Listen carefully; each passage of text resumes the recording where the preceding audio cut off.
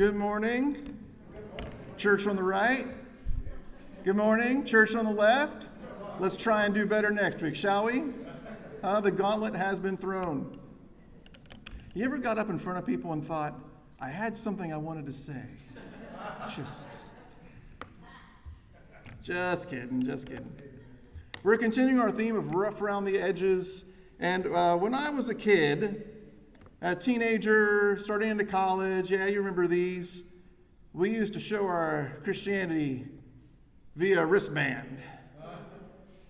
Right, multicolored, we'd have shirts, stickers on our cars. It would just say WWJD.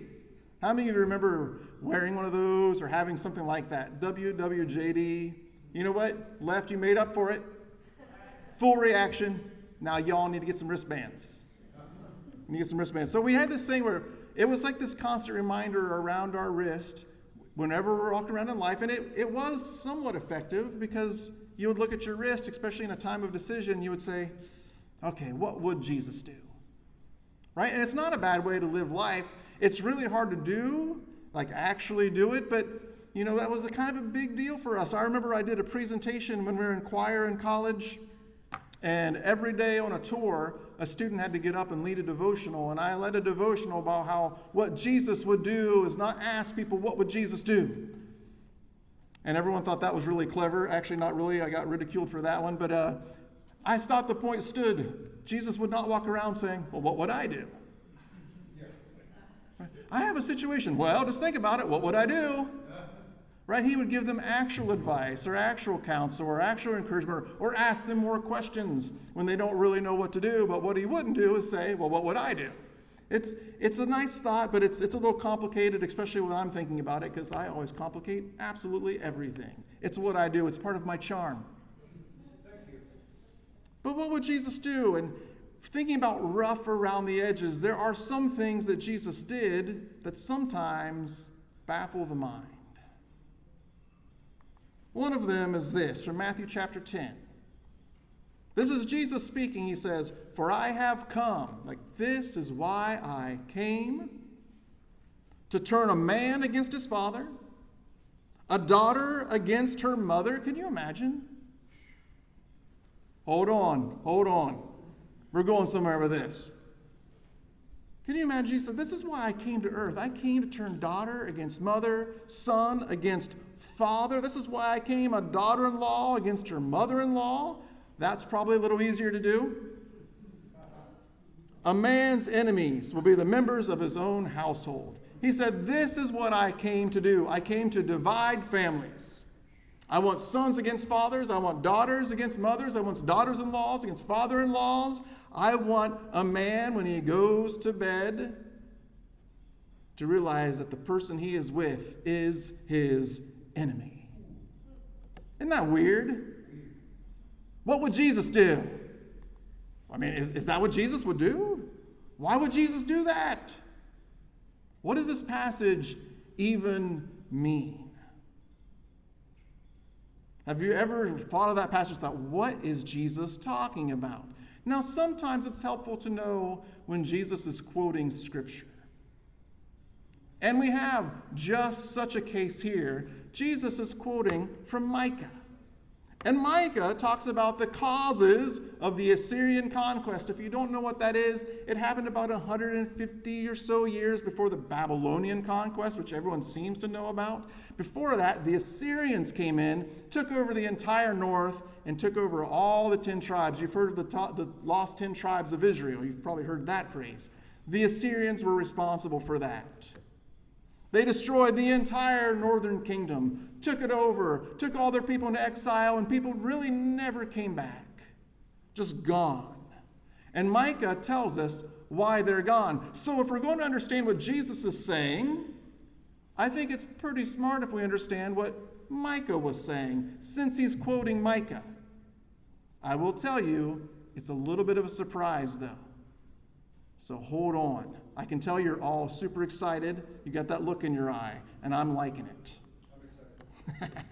Micah chapter 7, verse 1. Woe is me. This is Micah lamenting. For I'm like those that gathering fruit, and those harvesting grapes. when there are no grapes to eat and no fresh figs that my soul craves. I feel like someone, we can relate to this, remember Jesus cursing the fig tree? Someone going out and they're really hoping they're going to go out and they're going to find some good food to eat, growing on vines and growing on trees. He says, I'm like the one that goes out to harvest, but there is no crop. Everything's just empty and everything's just void. There are no grapes. There are no figs. The faithful have been swept from the land. The actual word there isn't swept from the land. They've perished. All the good guys are dead. That's what this verse is saying. All the good ones, they're gone. They've been swept from the land. They've passed away. Not one upright person remains. Everyone lies in wait to shed blood. They hunt each other with nets. This does not sound like the kind of society that you'd want to be a part of. Amen? The kind where everyone's turning their backs on each other and planning and plotting against one another and planning violence against one another so they can have their own benefit and reap their own reward at your expense. Even if it means the shedding of your blood, they don't really seem to care as long as they benefit from it. Not exactly the kind of place you want to live. And you look around, you're like, where are all the good guys? They're all dead. This is who you're left with. Both hands are skilled at doing evil. The ruler demands gifts. The judge accepts bribes. The powerful dictate what they desire. They all conspire together. Can you use your imagination? And imagine living in a society where the people who are in charge of the society don't really seem to care about you or what you're going through. In fact, they will use you to get what they want. I know, stretch that imagination.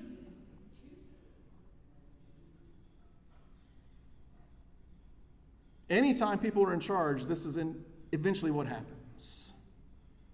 Rulers demand gifts. They don't do what's right because it's right. They do what's right because you line their pockets, if you get them to do what's right at all.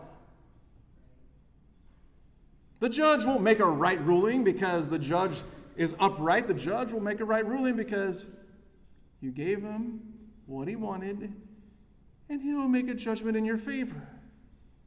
Those who are in power, they will dictate what it is they want, and then you will scurry around to make sure they get it. That's what that says. They all conspire together. That's everybody that's not in power. They're all conspiring together to make sure that they get what they want, so that person that can get what they want and they can give me in return what I want. What a wonderful place to live. Both hands are skilled at doing evil. Do not trust a neighbor. Put no confidence in a friend. Sounds like a movie plot. Trust no one. And of course, the person that says trust no one, you can't trust them. That's how the movies usually go. Do not trust a neighbor. Put no confidence in a friend. How many of you have trusted a neighbor and a friend? We do it all the time. You go on vacation. Hey, neighbor, can you come out and let my dog out and feed the dog once a day for me, please? I'm trusting you. I'm also trusting you not to pilfer my belongings when you get access to my house. Will you please do that for me? You trust people. Micah says, trust no one. Put no confidence in a neighbor, put no confidence in a friend, even with the woman who lies in your embrace. Guard the words of your lips. Careful what you say. It will be used against you. And here comes the part that Jesus quotes. You're starting to see why this is a peculiar thing for Jesus to quote at all. Because is Jesus saying this is why he came, is to do that? To create all that?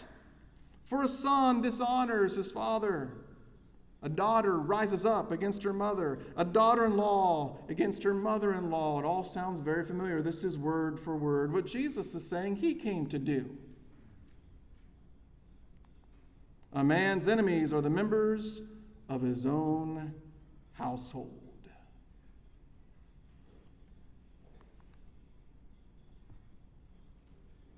Is that what Jesus would do? Why is he quoting this passage of Scripture? What he's saying is, look, the reason the Assyrians are coming and they're going to take over the north, and they do, is because of how we are treating one another. We have become a corrupt society, deceitful, violent, manipulative, coercive. You can't trust your neighbor. You can't trust your friend. You can't trust your wife. You can't trust your husband. You can trust no one with anything. How do you think a nation like that is going to survive? And then Jesus says, that's what I came to do. It's an odd passage for Jesus to quote. Right? He says, again, for I have come to turn a man against his father, a daughter against her mother, a daughter-in-law against her mother-in-law. A man's enemies will be the members of his own household. That's what Jesus quotes. So what did Jesus come to do, and why is he quoting Micah chapter 7? Raise your hand if you want to know the answer. Come back next week. I'm just kidding. I'm just kidding. We will do it today. I think we have enough time. What did Jesus come to do? Why is he telling people to turn against one another? He continues, he says, anyone who loves their father or mother more than me is not worthy of me. Anyone who loves their son or daughter more than me is not worthy of me. You talk about rough around the edges. This is hard to deal with. Whoever does not take up their cross and follow me is not worthy of me. Whoever finds their life will lose it, and whoever loses their life for my sake will find it. You'll notice this last part is strikingly different than Micah chapter 7.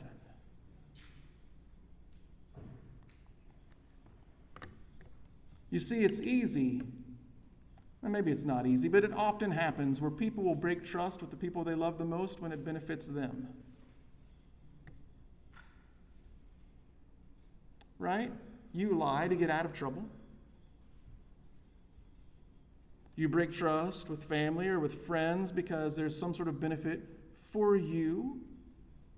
Neighbor and Micah, neighbor can't trust neighbor because that neighbor isn't looking out for me. That neighbor's looking out for that neighbor. That's why I can't trust him. I can't trust that friend. Why? Because that friend, in the end, only cares about themselves. So I can't really fully trust that person because they're always about themselves. And yeah, you got to be careful who you tell secrets to, because sometimes some people will take the secret that you gave and you trusted them with, and they will turn their back on you the moment it benefits them. They'll do it. They'll stab you in the back. Or maybe you'll do it. Someone will tell you something, and you'll think to yourself, they probably shouldn't have told me that. Oh, now I can lord that over them the rest of their life. If that's the case, it's better just to get the truth out there and stop being controlled by somebody.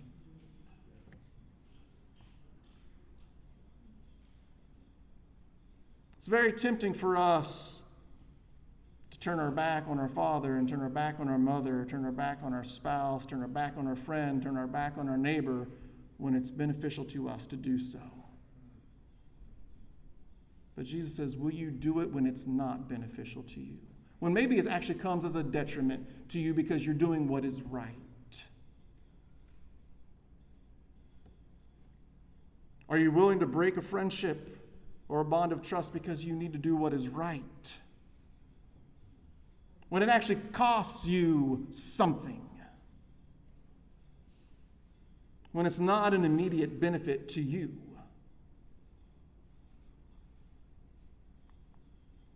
Will you pick up your cross?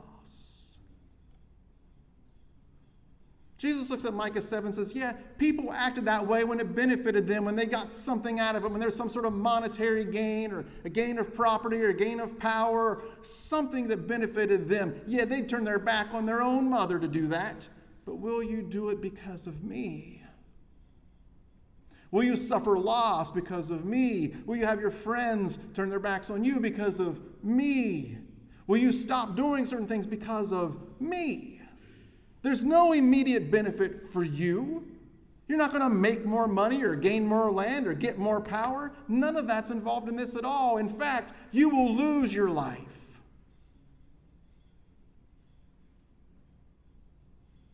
In a strange twist of fate, by losing your life, you actually get your real life back. The life that God intended for you to have, the life that God intended for you to live, you get it back. And sometimes that means, almost always it means, you're going to pick up a cross. Your friends and your loved ones and your neighbors, they might be telling you don't do it. Your spouse might be saying don't do it, don't do it. Will you give up something for Jesus?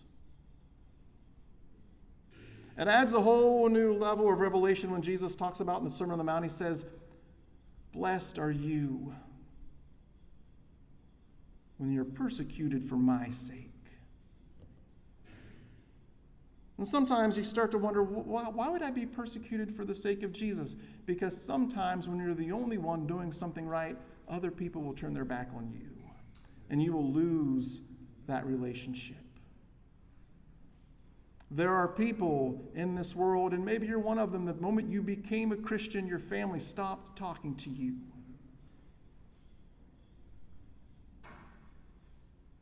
Jesus says, that's what I came to do when I call people back to a true religion, to a true following of God. Sometimes that comes at a loss of the people that love you. But notice, he doesn't say to them, so hate them. He says, no, just love me more. Love me more. Continue to love those people, but love me more, so that you will pick up your cross. There is nothing about picking up a cross that sounds interesting or fun or beneficial. Not a single part of it sounds great. And yet that's what we're called to do. This is a rough edge of Jesus.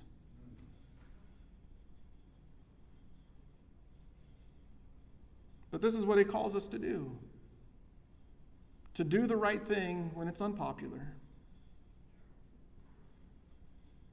To do the right thing when your family says, if you do this, we'll never talk to you again. And you do it anyway. Oftentimes what you'll find is they will talk to you again. Maybe not immediately, but eventually, most of the time, they come around because they actually still love you. They're just upset.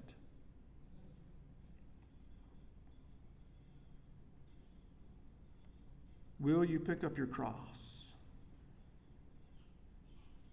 When Jesus picked up his cross, it was a march toward death. And Jesus says, when you pick up your cross, it will be a march towards denying yourself. But don't worry, when you deny yourself, you will find yourself. When you get all the focus off of yourself, like in Micah, where they're all concerned just about themselves, if you take that focus off of self and you turn that focus on to others, you will find your true self. You'll find who you really are. You'll find why you're really here. Is it a hard teaching? It is a hard teaching of Jesus. Is it necessary? Absolutely. Otherwise, we will all devolve into a bunch of people who don't care about anyone but ourselves. And our communities and our churches and our families and everything just falls apart. The church should be a place full of people who deny themselves every day for the sake of others, just the same way Jesus denied himself for your sake. We deny ourselves for their sake. Will you pick up your cross?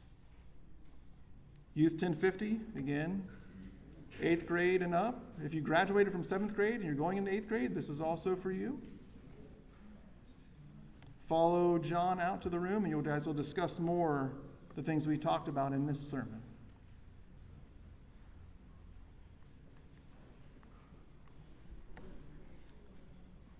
And as they exit to have a discussion, I think we need to have discussions on our own too.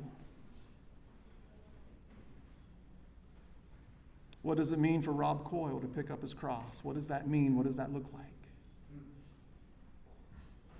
What does it mean for Kevin Carlson to pick up a cross and follow Jesus?